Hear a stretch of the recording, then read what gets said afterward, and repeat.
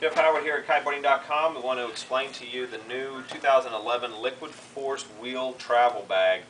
One thing we really like about this bag is it's real simple. It doesn't have a whole lot on the outside. It's not real thick. It doesn't need to be compressed, but it's enough room to hold basic, good travel stuff, which a lot of guys now carry one board, your harness, and a couple kites in this bag.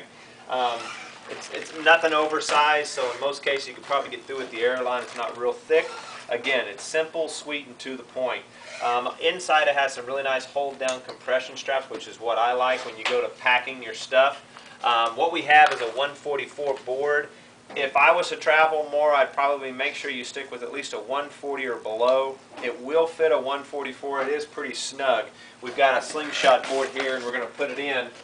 And you can see you want to lift up the divider. Keeps things separated. But when this goes in, it's pretty snug around the tips, and in traveling, it can smashing on the end. So sometimes I would probably recommend up to a 140 in this personally, but it will fit it if you had to get down to the absolute minimum. You can see it's got a nice little overlay that protects between your board and your other stuff, like your kites or anything else. Once you lay your kites in here, and it has these nice compression straps that you can do some internal compression, which is one thing I like, getting everything so it'll stay in there. If it gets inspected, if everything is strapped down inside, you're not going to lose it, and in most cases. So that's one reason I really like these hold-down straps internally. And you know nowadays they look inside the bags and all of a sudden something flops out or falls out in there. So having these is a really nice addition to it. It has a nice shoulder strap to it if you need to carry it other than being on the wheels. I'll show you the wheels here in a second.